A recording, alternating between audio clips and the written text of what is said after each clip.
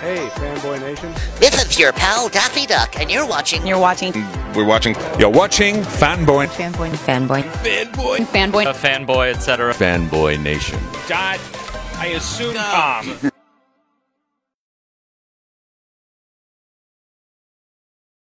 For some reason, this guy right here isn't playing Tim Drake in Titans, but he's voicing him in Gotham Knights. Sloan Morgan Siegel, how are you, man? I'm great, man. Thanks for having me. I'm fantastic. You know, we're keeping it all in the DC family. I got the Flash going. My Green Lantern stuff's in the other room. Absolutely. I got this weird lisp going because I just got these Invisalign, so it's going to sound a little funny. But I've had Invisalign for years, man. It works, but it's a pain when you're done because you got to put the retainer in every night. Right. So yeah, I did it for like 5 years. Oh man, no, I grind my teeth, so like they started moving after I had too. braces, and you know, it was better than putting the metal back in. Oh yeah. I don't want metal in my mouth. That's scary. Not at man. this age I feel either, like I'm man. gonna cut myself. Yeah. Right. But dude, all right, so we can't talk too much about the game because the game's been pushed back because of all this COVID stuff, and you know, we need to like promote it a little bit. We can talk about like the voice aspect of it and recording it, what it was like being in the studio. You being Tim Drake, which Batman himself has declared him the greatest detective after himself. So you got some stuff going on there, man. But like we nerded out a little bit in the pre-interview about all our DC fandom, so we know you're legit as a comic book fan and not just saying Absolutely, it. man. You know, Gotham Knights, dude. Big time rush for people that don't know. Modern Family, Pure Genius. You know, all sorts of Pure Genius, which I believe is a remake of the original movie, or like kind of a loose reboot. No, it was a series. You haven't even mentioned my own series, man. Dude, well, we're getting to it. You got too much stuff going on. Thanks. You know, now you're Dwight in shining armor on top of it. Absolutely, which is in its final season right now, and actually just aired the first episode of the last 7 episode arc for the whole series. Yeah. So yeah. So, you know, just a little bit busy.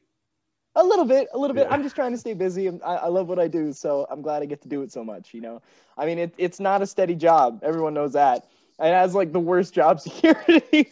My favorite thing to do when I'm done with the series or, like, when I'm done working on something is I call my dad up and I say, hey, Dad, I'm unemployed. And he goes, hey, congrats, son. You're like, I'm on unemployment. I just filed this week, so we're good to go. I was working on Tuesday, filing on Thursday. No, but yeah, it's a tough job. But I'm proud to have worked as much as I have. Well, where are you originally from? I'm originally from West Virginia. I grew up on a rescue farm, middle of nowhere. And then I was closest to Martinsburg, West Virginia, where I went to, you know, elementary school and all that. And I was raised on the East Coast. You know, I went to Baltimore a lot. My sister lived in Baltimore for a while. And Bethesda, and my dad worked in DC. So like that whole area is kind of where I grew up. And then when I was 10 or 11, you know, in between, I moved out to California, started acting, and never left. Stuck in the Hotel California. Well, don't worry. The film industry is going to end up moving to Florida, you know, soon for all the tax breaks. Florida or Atlanta or Toronto. Even Nebraska is starting to do a lot of stuff with it. They have their own film commission, I think, right now. I think Nebraska, Florida has a bunch. So Tampa, Jacksonville, and Orlando have their film commissions. Really? I thought they stopped filming a bunch of stuff there. I'm glad they're starting to film stuff again. I mean, there's a lot of different states that could definitely use the cash inflow as far as like the economy of those specific states. And I would love to see the film community kind of spread out, branch out across the country, you know, start a lot of jobs and get people out of California. Or, you know, it's fine being in California, but there's just so many people here right now, you know. I wanted to move out, but I'm glad I'm still here because, you know, the job's here. Right. Well, we have the weather tax in California, so that's all our taxes go to that. But like Colorado's blowing up, you know, Florida is getting huge again. I think the new governor DeSantis is trying to pull people back in for film commissions and stuff. You know, Disney has Hollywood Studios out there, and they have sound stages because they used to film the. Oh yeah, they may as well film on all their own lots, right? Yeah. Yeah. I mean, I'm just glad I get to travel for work, you know, like, because we filmed Dwight in Atlanta. I got to work in Montreal before COVID on the game. And like traveling it's amazing. I get to see so many places and meet so many people, and like I'm a big foodie too, so like everywhere I go I got to try the local food. But yeah. No, man, you're doing something right, but like, you know, everyone makes a big deal about like, you know, you mentioned being a foodie and like how America has some like really weird foods, like if you go to the fairs and stuff. But then Canadians have that poutine, you know, which is just like this weird sauce on the fries. I didn't and I'm get like, to nah, you try guys it. win that. Are you Yeah, serious? they said the team was gonna take us to get some poutine, and I didn't get to try it because I'm allergic to dairy. So I was so bummed. See, like, dude, 2/3 of the planet is lactose intolerant. So, you know, I think the only dairy you can have is like goat cheese or sheep cheese. Yeah, I don't really like dairy anyway, man. I could eat everything without it. And there's so many different alternatives now. I mean, you can get so experimental with food. You know, I cook a lot too in my spare time. So. All right. So next for Sloan is going to be a show on the Cooking Channel or Food Network where he takes over, Absolutely. you know, for Tim Allen, or I'm sorry, not Tim Allen. It's Tim Allen. We all know, you know, from Toy Story and what's it called, Home Improvement. But the other guy, Mr. Allen, who's you know, got Chopped and you know, Iron. Oh Chef yeah, and all I know what you're talking about. Yeah. Yeah, that's what we need. Is we need, like, you know, a tricking food challenge. So like they got to be on trampolines while they're cooking or something, you know, some sort of thing. I feel like that opens up for a lot of health hazards. Otherwise, it probably would have done it by now. You know what I mean? Like, you know, those ideas were like, oh, this would be a great idea. And they're like, oh, that's probably why they haven't done it yet. Yeah. We'll get into Gotham Knights just a little bit because I know we can't talk too much about it, but we can talk about the recording process and being a fan of Batman himself and the DC universe. You know, you get the call for the audition and then you go in and read for it, or you did an in-home audition. How did that process go for the audition aspect? Well, it was pre-COVID. So it was like right before, it was a few months before. And it was in December of like 2019. And I remember getting an audition, and I got an audition from the VO department of the agency I'm with. And they were like, yeah, you got to go in and read some lines. It's for some possible motion capture. We heard rumors that it might be the next Batman game. And I was like, that's pretty awesome. So I went for the audition, and I went in, and they were fantastic. I mean, usually in an audition, you go in, you say your lines, you're like, all right, thanks, later. And I was very delightfully surprised to see that they wanted to work with me, and they wanted to see what I could bring to the table. And they wanted to see what I could bring to the character that I didn't know I was auditioning for, because I had no idea. I guessed it was Damian. And now in hindsight, now that I know I'm Tim, I'm actually really glad I'm not Damian, because he gets probably the most flack as far as like a Robin goes, you know, which he can be a fantastic character. He can also be an extremely not fantastic character, depending on who he's a foil to, you know? But anyway, yeah, so I auditioned and they worked with me, and I got a call later and they were like, you know what, they want you, and just like any other process. But man, when they told me what it was and who it was, it's a dream come true. Because like my two favorite things are comic books and video games, and I've always wanted to work on a video game, and I've always wanted to play a comic book character. I never thought I'd play a superhero, let alone the Boy Wonder. You know, I mean, how many people get to say they're Robin? I mean, yeah, a bunch, but at the same time, it's such a small amount. Actually, fun fact: a long time ago, I auditioned for Damian in, I believe it was Son of Batman, which Stuart Allen got the role, and it was between me and Stu, and I remember going there and I didn't get it. I was so sad, but I was so late in the process, you know. And then now I've watched all those animated films, that entire connected universe, and it's fantastic. Apocalypse War was like, oh my gosh. Yeah. Anyway, yeah. So it's kind of funny that years ago I auditioned for that and didn't get it. Now I'm Tim. Well, don't worry. When Stewart's voice finally cracks, you know, now he's going to audition for Tim, and then you get to go back and be Damian, and you just flip-flop. Yeah, I think we're the same age. You might be older than me. I don't know. I haven't seen him in a long time, but I hope he's doing well. He was great in that. I really did like his portrayal. Yeah, no, he's a great guy. We interviewed him a couple of times for his roles as Damian at like WonderCon and Comic-Con and stuff. Really? That's fantastic. Super cool. Yeah. Yeah. But like Tim Drake is regarded as the ultimate detective. Like if it was going to be ranked by detective status of all the Robins, like Tim would surpass everybody else. And I think even challenge Bruce for the title of greatest detective. And Bruce has said it himself in the comics. But like the way they're written is like the way Jason is to Dick is kind of the way Damian is to Tim. So it's like that weird, like close sibling rivalry.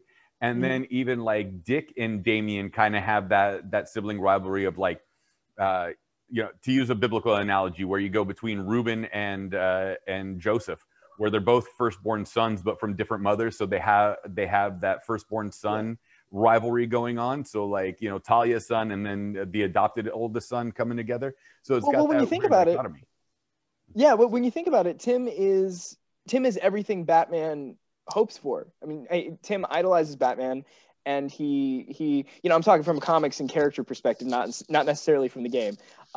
Even though, you know, who knows the parallels. But I'm just saying, as a comics fan, knowing that Tim is sort of his perfect student, right? And Damian is his son. So he's the results of a young Bruce with all of Bruce's flaws, and Tim is without any of Bruce's flaws. So Tim's the perfect son that Damian wishes he could be in a way. And I don't know if there's any clashing, you know, any exact panels or anything about that, but, you know, that's just how I see it. I see it as like Tim is exactly the kind of successor Batman wants, and Damian is the one he's going to choose.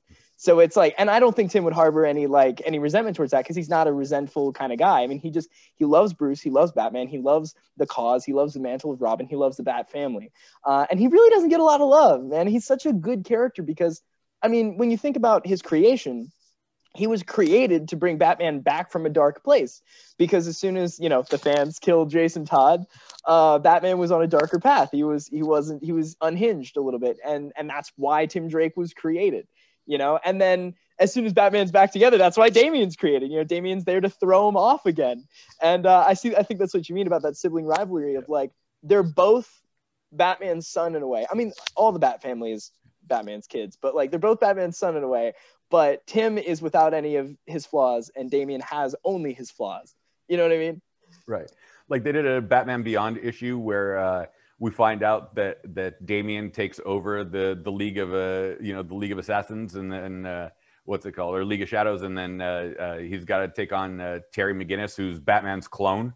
So it's like, again, a sibling rivalry going on with that. Exactly, right? I mean, I personally, just because I am such a major comics fan, I mean, my opinion of Damian is that I think Damian's a killer at heart. I think he'll always go back to the assassin route. Or at least writers will keep putting him in that direction, you know? Even though he's got Bruce's heart, like, he has Talia's instincts. You know what I mean? Oh, yeah. For sure, man. And then, you know, let's give Tim some credit. You know, he gets his own standalone as the Red Robin, you know, comes into his own. That's a fantastic series. Yeah. Yeah, funny story about that series. No, but it's great. But on top of that, he's also the leader of the Teen Titans at one point. So, like, you know, he still gets to step up. I mean, every Robin has become the leader of the Teen Titans, but Tim got to do it before Damian did. So, yeah, that's a good point. Good point. You know, with everything that's going on and all this stuff, and you know, desires and reactions, and I do like portraying Tim a lot more, I gotta say. But with portraying Tim, and they told you there might be some mocap. Pretty much all of it until COVID hit, and so we did a lot of work. I'd say we didn't do a majority of the work, not even near that, but there are going. And so I had this very distinct idea of the character, and I had this idea of what I wanted to do and how it was going to go, and I put so much work into it. And then as soon as COVID hit, you know, you get shut down for months until a AAA game. So they got us body doubles that have been doing fantastic work. As fantastic as he is, it's not exactly what I had in mind because he's not in my head. You know what I mean? So now it's this merging of minds where it's like me and him are both creating this character together. He's got the mannerisms and the movement and the face, and I got the voice and the inflection, and you know. Well, we're looking forward to playing the game, but like there has to be a part of you that gets like a little weirded out when you see, because video game in a sense when it goes to story mode is really CG animation. And so when you get to see your facial expressions and your mannerisms, 2D animation, how weird is that to see your personal mannerisms, your tune? You know, you would think it's weird, right? But for me, it's just too cool to be weird. Like, it's so freaking cool to like, it doesn't match it. But like, it's weirder actually to watch other people. She is Freya in God of War. And I played through the entire game, you know, facial expressions, and I was like, I see that in a scene. Every time I do a scene with her, I recognize those things. So it's weirder for me to see other people in motion capture than myself. It's just like, wow, that's... No, that makes sense. But now you got to make your dad play the game just to figure out which part's you and which part. I'm really happy because I really love doing the motion capture, man. That was really a dream come true. And then doing the character itself is a dream come true. So I'm like, as long as I'm the character, I'm happy, you know? So yeah, my dad's definitely gonna play. I'm gonna make him play. We're gonna both play me probably. I don't know. That'll be fun, man. But like, Yeah. you know, growing up in West Virginia, like I know very little about West Virginia other than the fact that it was created as an antithesis to Virginia for the Civil War and what was going on at the time in history. And a friend of mine is a professor of microbiology at one of the universities in Eastern West Virginia. So growing up in the Mountain State, which I also know has really bad phone reception because of all the mountains. What's it like? I was so little that I didn't have to worry about phones. Okay, see, well, yeah, back then, but like, you know, calling your dad or your sister or family out there, or going back to even visit, like, what is the difference that you've noticed in your departure from being 11 years old and now coming back as an adult to see like the dichotomy between California and West Virginia, and like, is there still a pull for you to go back east? Yeah, definitely. I would say there's a pull for me to go back east. I definitely am more of a mountains person. You know, people always say like, oh, beach or mountains. Like the beach is cool and all, but I don't like sand. Sand is it's coarse and grainy. It's irritating. It gets everywhere. To quote Anakin Skywalker, but no, I like mountains a lot more. I definitely would. I think later in life, I would definitely move back there.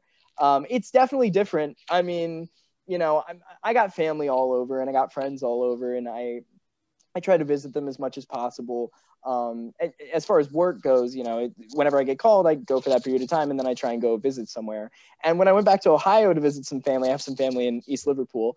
I went in the grocery store, and this was in like 2016, and they were only playing like 2005 hits. And I was like, it's weird how you get everything instantly in California, and then it's kind of like trails across. But now I would say, as far as this year or last year, like recently, I would say everyone's pretty much caught up to the same place. I don't know, with the development of social media and apps and, you know, everyone becoming interconnected, I feel like there's much less lag as far as new content, you know? So I would say it's pretty much the same now, but yeah.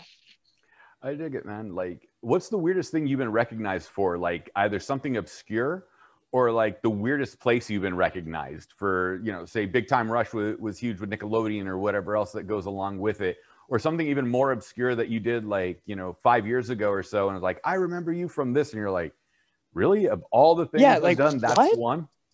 Yeah. Man, I'm trying to think. I think the weirdest time I ever got recognized was actually this guy like followed me.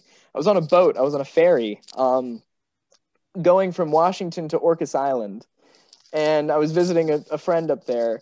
And I was on the ferry, and like this guy followed me throughout the entire boat. And I was just like, this is getting a little weird.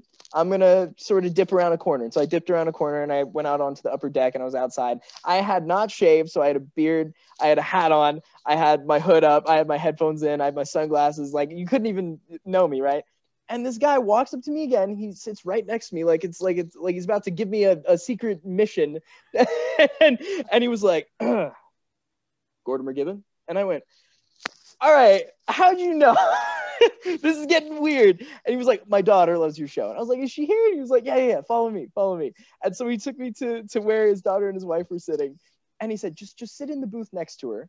And I'll sit across from you. We'll just sit there. And we'll just wait till she notices. And I was like, okay. So I sat down and I just kind of waited. And she looked over and she went, Gordimer! And then we had a nice conversation. It was such a lovely family. I mean, I don't get recognized very often. So when I do, like, I'm very thankful because it shows that my work actually means something to people. You know, I mean, it shows that it means enough to someone that they recognize my face in a public place. Because I very rarely look like any character I play. I don't really dress like any character I play or really look like in person.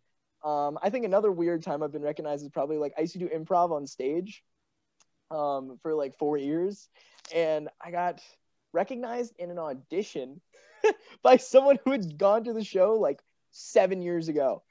And they were like, weren't you on stage at LA Connection? And I was like, yeah. And they were like, I love that. You were great. Didn't you do like you did an accent and you did this and that? I was like, what? Yeah, so I guess I do get recognized in obscure ways, but that's probably the boat was probably the most obscure because I thought I was being hunted. That's your next short film. Like Hunted? you're being hunted Yeah. by some guy, and then you realize he's just an Uber fan with no kids. Yep. Oh. That said it. It took a second.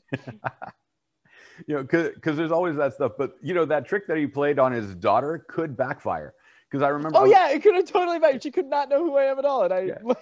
Well, like that happened to me a long time ago. This was like maybe 15 plus years ago. I was dating a girl that really loved Guns N' Roses, and she was like, you know, still wearing a Guns N' Roses T-shirt. Like she wouldn't. And we were at Universal City Walk, and for some reason, she could not shut up about Slash. Right? How much she loved his guitar playing. Like it came on. Like Hard Rock Cafe was still there. And they started playing Guns N' Roses and just would not shut up about Slash. And I just keep looking over her shoulder and looking at her and just going over her shoulder and looking at her. And she never looked over her shoulder to see what I was looking at. And behind her was Slash going, shh, while he's pushing a stroller waiting for his wife to come out of the Skechers store.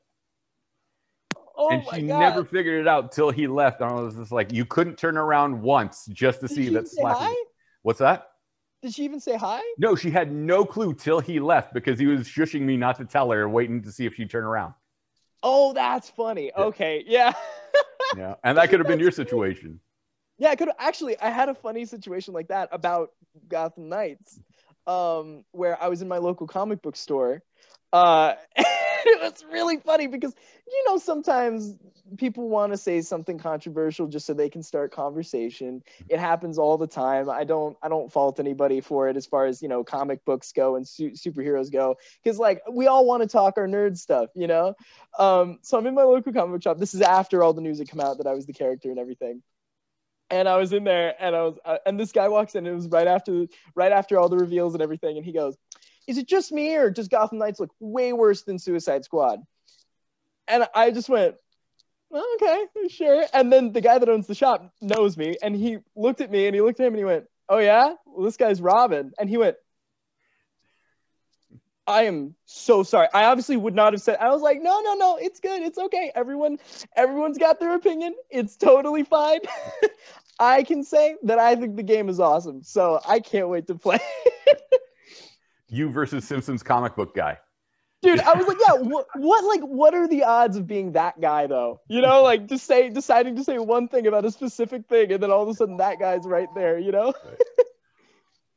What would have been funnier is if you had just leaned in and goes, "Yeah, and that guy that's playing Robin is awful." yeah, that would have been funny. I am really excited to see how people like or dislike my interpretation because I know people are going to dislike it and I know people are going to like it. And I really hope more people like it than dislike it. It's a very polarizing community. You know, I mean, if there's a live action or a video game interpretation of a character, people are going to have very solid opinions because these characters are so close to people's hearts. You know, I mean, like Mr. Terrific's probably my favorite superhero of all time. And like if he is ever interpreted, I'm probably going to be like super judgmental of whoever interprets him. You know, I mean, like anytime there's a Superman movie, anytime there's a Batman movie, everyone's always like, "Oh, how's this Batman gonna be? How's this Superman gonna be?" And you know, while this is, you know, not Man of Steel, and this is a video game, I mean, still, I know people are going to be very opinionated, and I'm totally fine with it. I welcome it because I'm one of those people. You know. Listen, man, I'm guilty of that too. When they announced Heath Ledger was going to be Joker, I was like, "Really?" And then I finally saw the movie and I was like, okay, like when he's in the nurse's outfit and blows up the hospital and surprised himself that it took so long, I was like, all right, he's the Joker. That's for sure. Yeah. I mean, it's stuff like that too, where it's like, you can have all of these unique things happen when it's a person doing the character instead of just, you know, it's not just pages, it's someone's actual voice and someone's actual reactions. I mean, they have the choice to do what they're going to do. And since everybody's different, I love to see what people do. And like, I'm not totally against when people just totally revitalize a character, you know, like Heath Ledger's Joker was, I would say at the time, a very far deviation from the character. But at the same time, it was probably one of the most, if not the most fantastic representation of it, you know. I mean, Mark Hamill's gonna always be my favorite Joker. He's just that voice, man, that laugh, that he's absolutely hands down my favorite Joker. Right. No, voice wise, he's the king. You know, Jack Nicholson, of course, is always going to be amazing. Yeah. Each one was a Joker for their time period, and exactly. And then the guy, and I can't remember his name, and I feel so terrible. I probably will. Amazing Which Gotham. one? Gotham. In Gotham? Yeah, the guy who played Jerome. Oh, you're talking about Cameron Monaghan. Yes, thank you so much. Yeah, sorry, Cameron. He was great. Oh yeah, Yeah. he was the most comic book accurate for the modern era. Yeah, I would say. Well, I would also say, and not to be super controversial once again, but Jared Leto's portrayal of the Joker, right? I know a lot of people have opinions about that, but I would say, like you said, every Joker's a result of their era, like of the modern era of social media and pop culture, and how everything is super.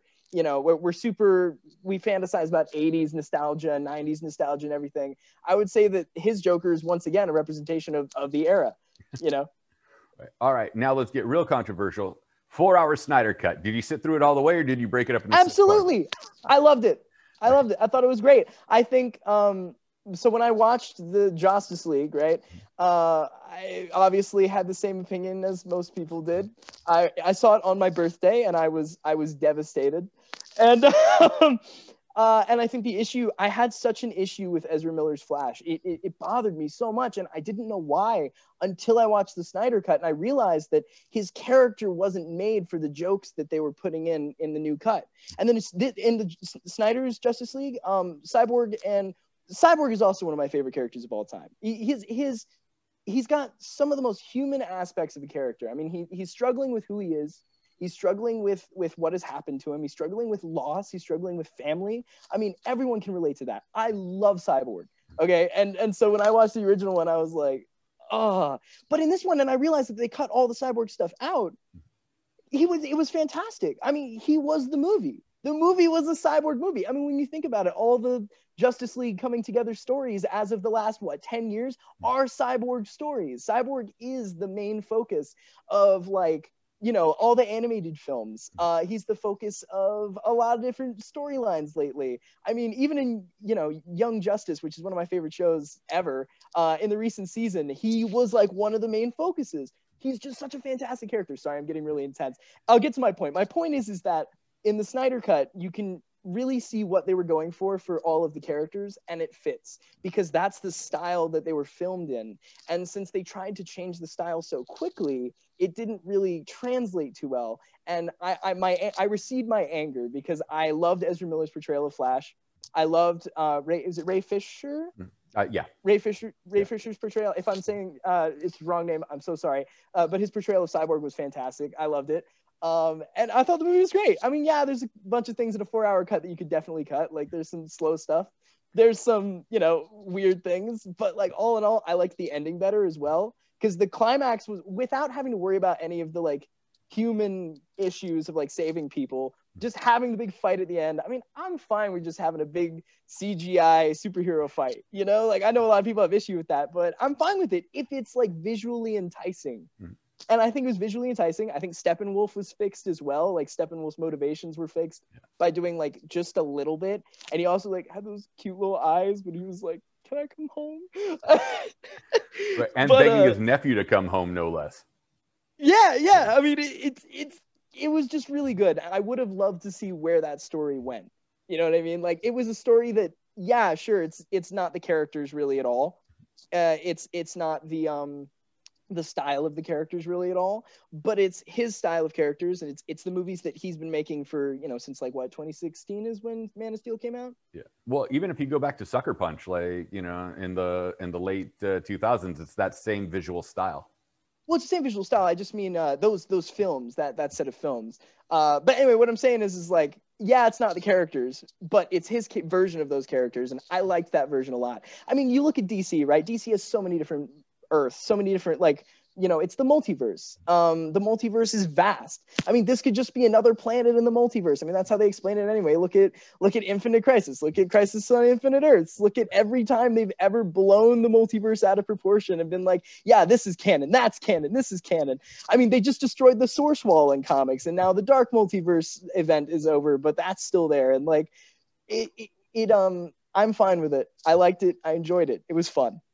See, my thing was if they had broken it up into episodic versions where each episode was like 45 minutes, I would have thought it would have been like just to give people a break. Like, we had to watch all 4 hours straight, and luckily people who have HBO Max as a subscription can break it up the way they want. What I realized, the reason why I didn't like Ezra Miller's Flash in the Justice League version was that he was Bart Allen, not Barry Allen. So if they had put him in the Impulse costume, it would have been a lot easier and more palatable for me. But because they made him Flash with Impulse's behaviors, I'm like, it just didn't work. Yeah. Oh, that was another thing. The Flash scene. That is my favorite scene in the entire film, as most people is what I'm reading. The Flash scene where he rewinds time and everything. I mean, there was also the scene with Iris. That was Iris, right? Yeah. Dude, yeah, no, that it was supposed to be Iris. Cool. Yeah. I loved that. Right. I loved it. It was. I hate to use the word quirky because I know it's overused as far as like describing something that's not particularly normal, but it was so quirky and cool.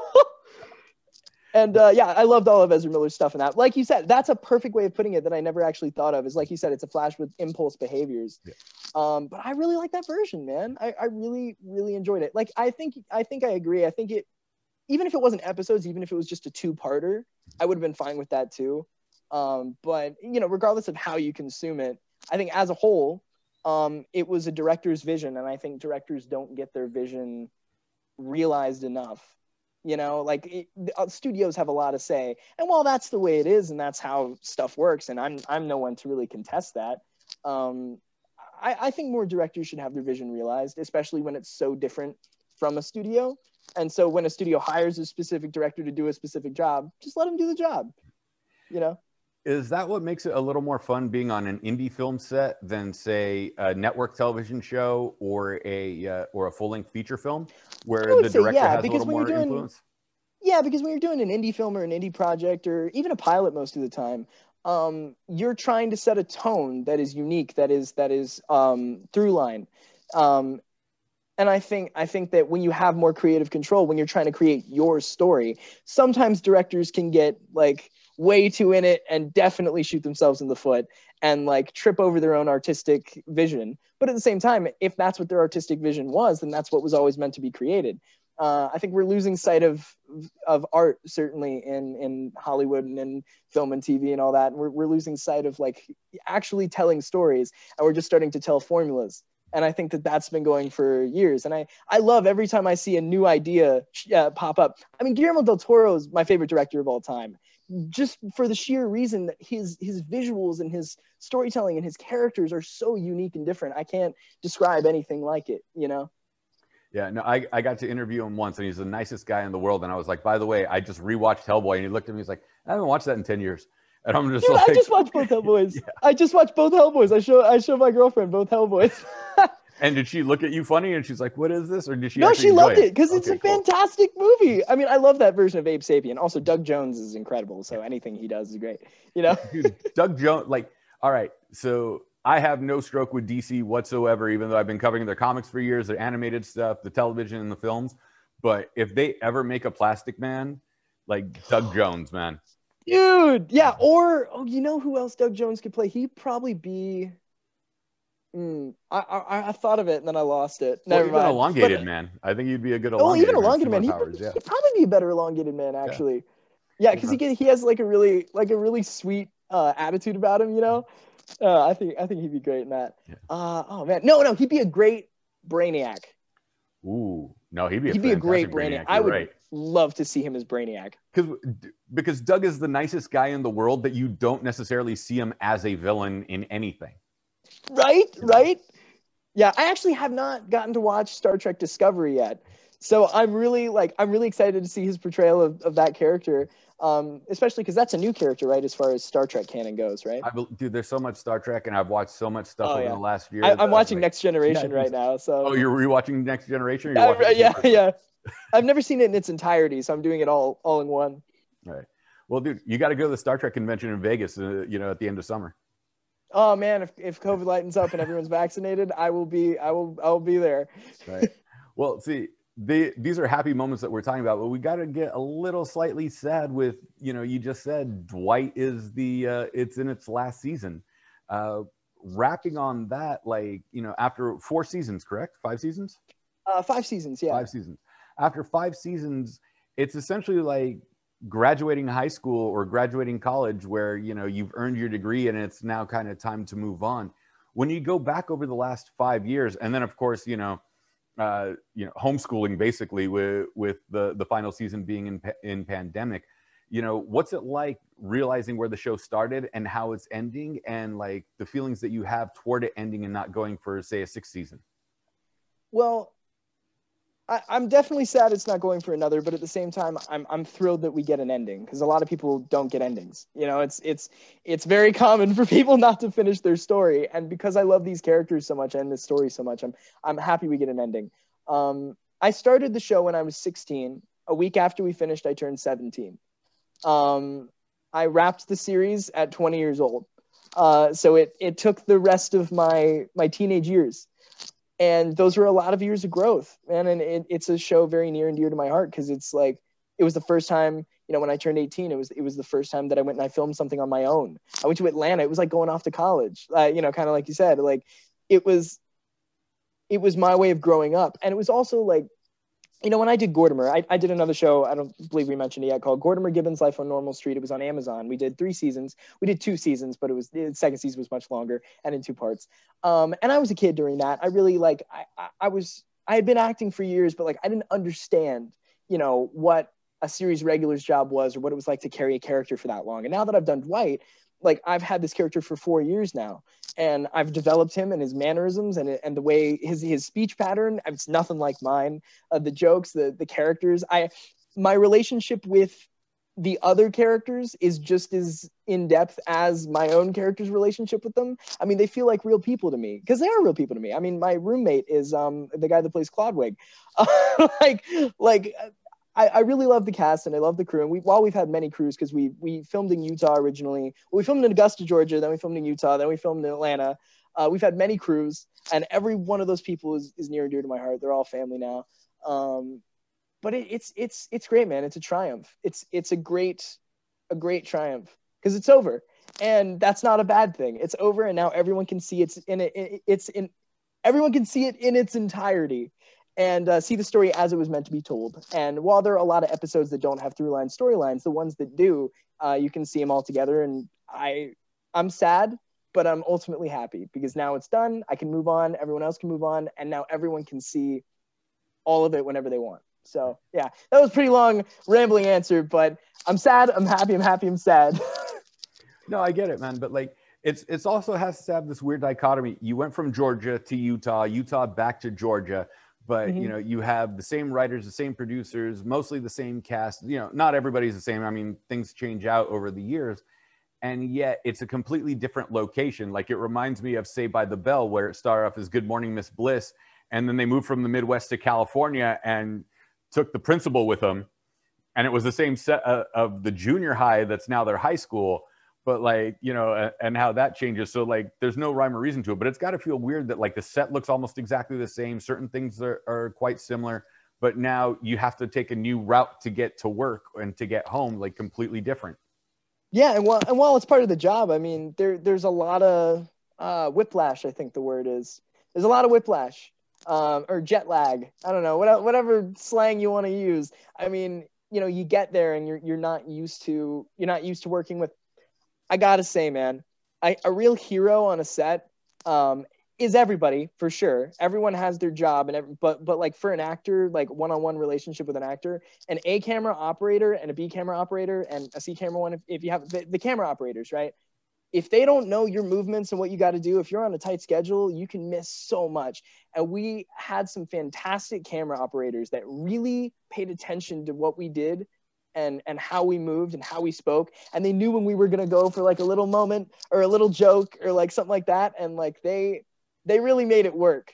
So I think relearning that with the camera operator, right? So like when you go to a new set, like when we went from Utah to Georgia, that was sort of like the little bit of whiplash. It was like getting to know the person that is filming you. And as soon as you know that person, as soon as that person knows you, it's like nothing ever changed, because you're so in sync. And no matter what director's working or no matter what line is being changed, I mean, as long as you're doing what you're doing and they know what you're going to do, it's fine. And then as far as location goes, I mean, obviously there's different seasons and there's different sets, and like you have to use this mall instead of that mall, or this house instead of that house, and this house has a huge deck and this house has no deck. And so like you have to pretend like nothing's different. But yeah, it was difficult. But as soon as I got to Atlanta, man, I love that city. It's a great city, especially for like, I don't know, my sort of age range. So I had a lot of fun in the city. I went on the Beltline a bunch. I went to the different, I went to Pond City Market and all the different places. Obviously found my restaurants. But during COVID, it was obviously more difficult because when we filmed during COVID, you can't go anywhere. But we had such a fantastic crew that like everyone stayed safe. Everyone worked hard. We got it done. And then everyone went home to their families and didn't have to worry about a thing. Because we all trusted one another, and we all like, man, it was difficult. But, there's certain things during COVID that are actually probably should have been going on before COVID.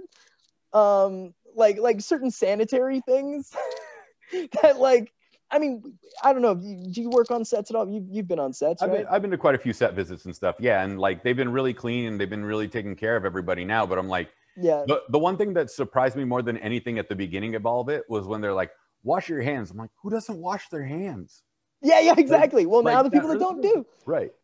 Yeah, but what I mean is that. like, just if someone has the flu and they have to show up to work, everyone gets the flu. Like if it's the director of cinematography or it's one of the actors, I mean, everybody gets sick. I mean, that happened, season 2 of Dwight. I mean, there was this awful bug going around.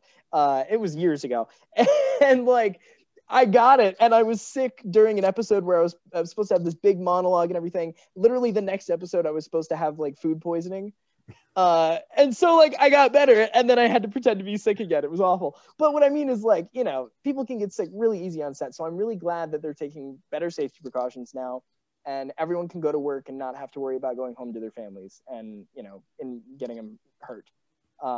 Especially with our set, because we didn't have a single positive case. We made it all the way through, 0 shutdowns, aside from a false start.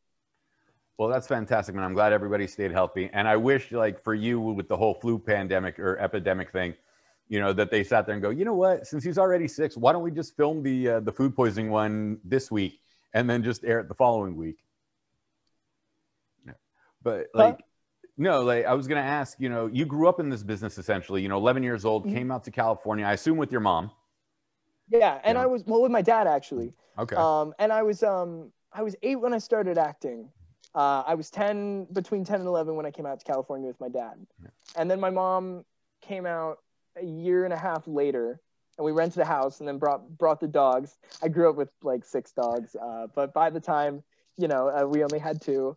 And, my mom brought the dogs out, and then we rented a place for a while, and then we bought a place like 3 years later. I mean, it was just like everyone moved out at a time. But go on, sorry. No, I dig that. But like, we've heard over the years about Hollywood, and I'm going to put it politely so we don't get dinged, shenanigans, very inappropriate ones, with younger actors. And like, you seem really grounded and really well put together. But did it help that both your parents were here keeping an eye on you and like making sure that like your ego didn't get out of check and you didn't become like this weird party kid or anything? Yeah, well, as to the first bit of that, there is sadly a lot of that, but I thankfully have not been surrounded by that. I've been very lucky because I've been on sets where people have been very respectful and very, very professional, and I haven't had to worry about, for lack of better terms, creeps. I mean, it's appalling, man. It's appalling that people have to worry about that people have to worry about their kids, and it's appalling that some people don't worry about their kids. And I think parents should be keeping a close eye. And you're right. I have very great parents. I have a great dad that really, like, he kept me close, and he protected me, and he was there for me. And, when I didn't get a role and I was bummed out, he'd cheer me up. When I did get a role, we'd celebrate. And then when my mom came out, it was the same thing. Like I said, I'm very thankful to have great parents, but man, you do see that kind of stuff, and it's awful. It really is. And it should never even be a possibility. But since it is, people really, like, I warn people to keep their kids safe, keep themselves safe. I mean, even if you're not a kid, you're still at risk. I mean, even if you're a grown adult, if you're on your own and you're in the wrong situation and you can't get yourself out of that situation, I mean, that's awful. And so people have to keep keep on guard wherever they are, whoever they are, and whatever industry they're in. Because there are bad people in the world that want to do you harm.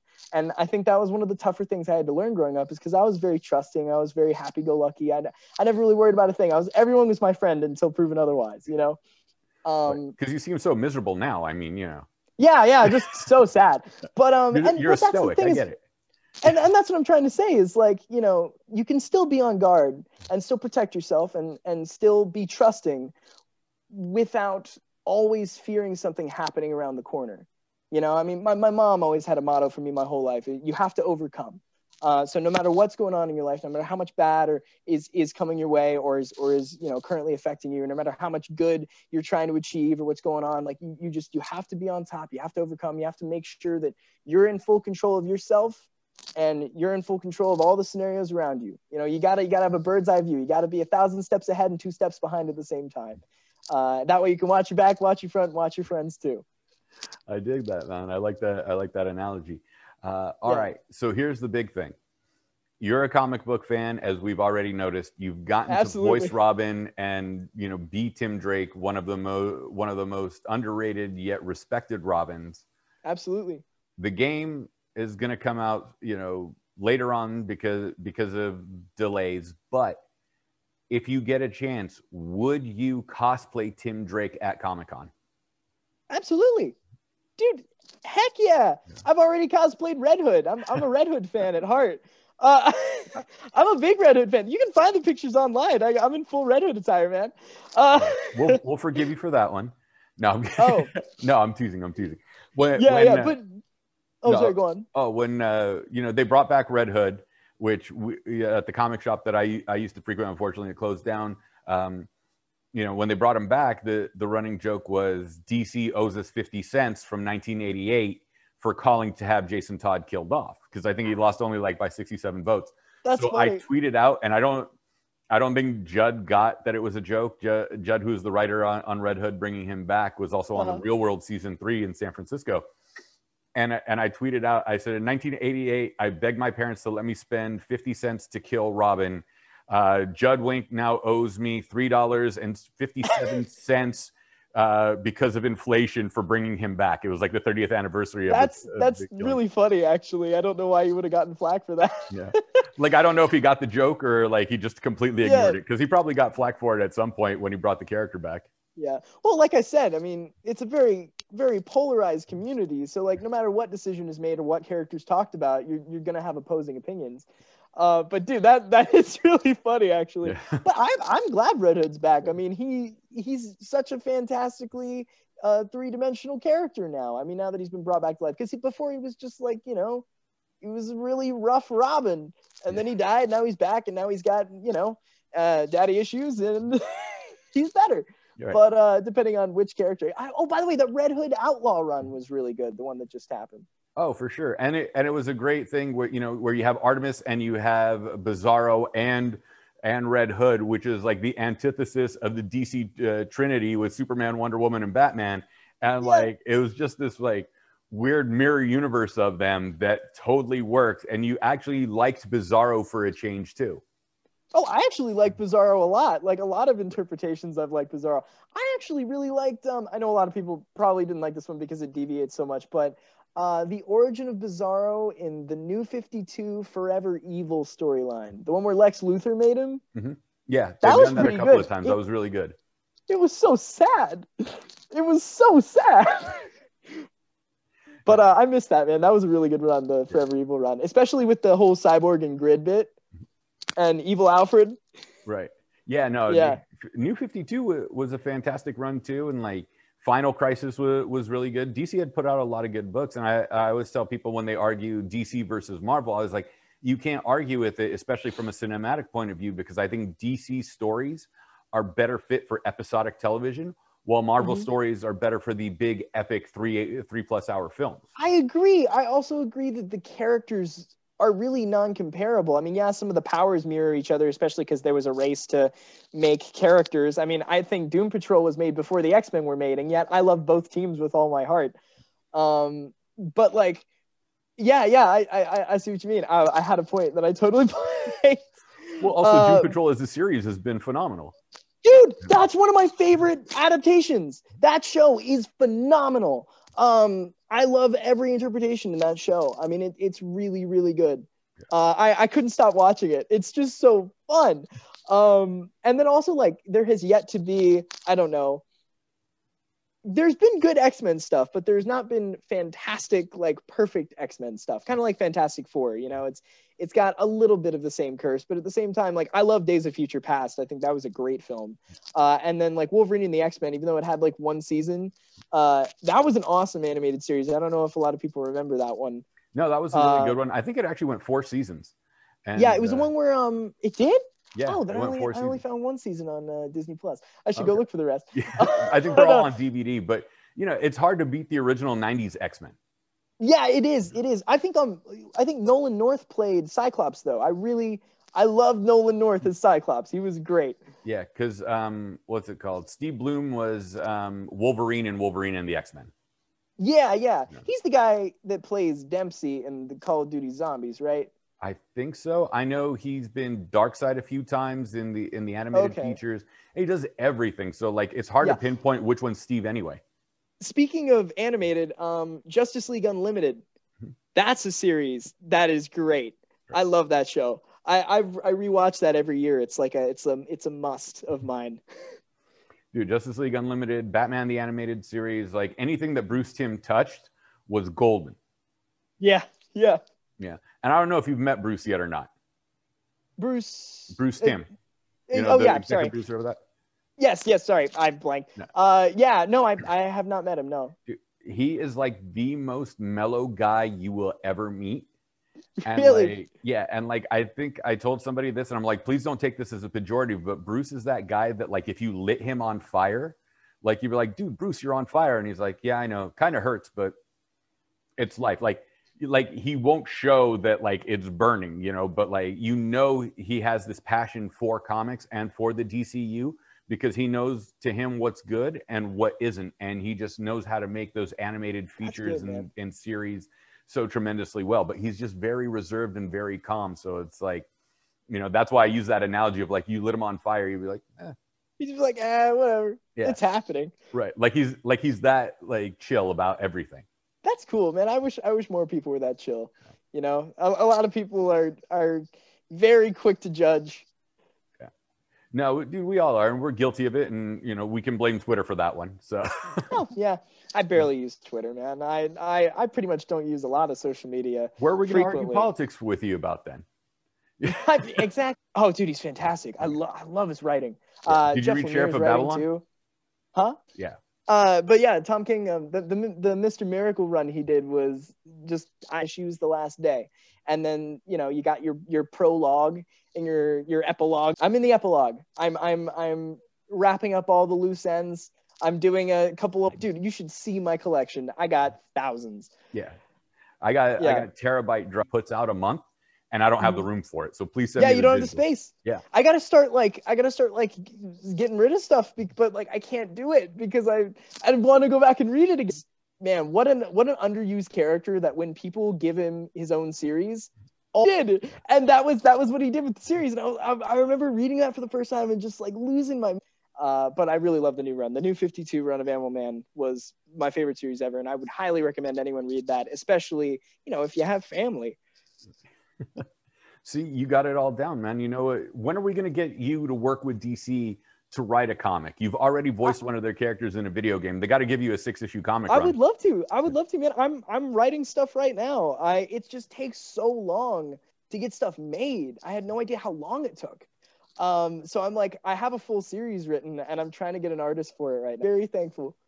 Hey, dude, maybe we'll end up with Image Comics or somebody over there. That'd be great. That'd be great. As long as I get to write. I mean, I want to tell stories just as much as I love reading them. So. All right. Now, here's the thing. If you do your own comic book and it gets published, are you going to want to turn around and do the voice for one of the animated characters? I don't know, man. I always argue that, actually. I always think about that in my head of like, do I want to write any characters that I could voice or I could act? I write type of person.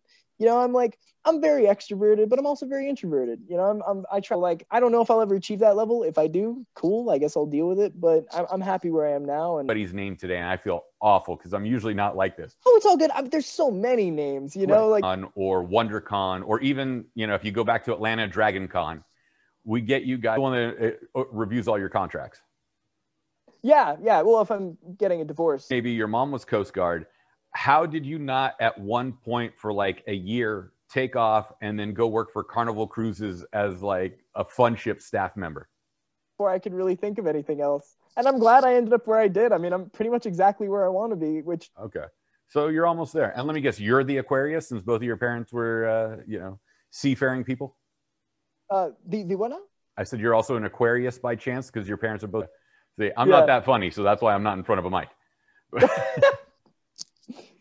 The more surreal aspect of the industry, as far as where I am now, you mean? Mm-hmm. Do you feel is true because you love acting so much?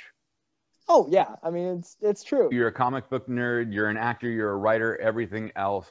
Like, what is your downtime thing, like removed from anything electronic, anything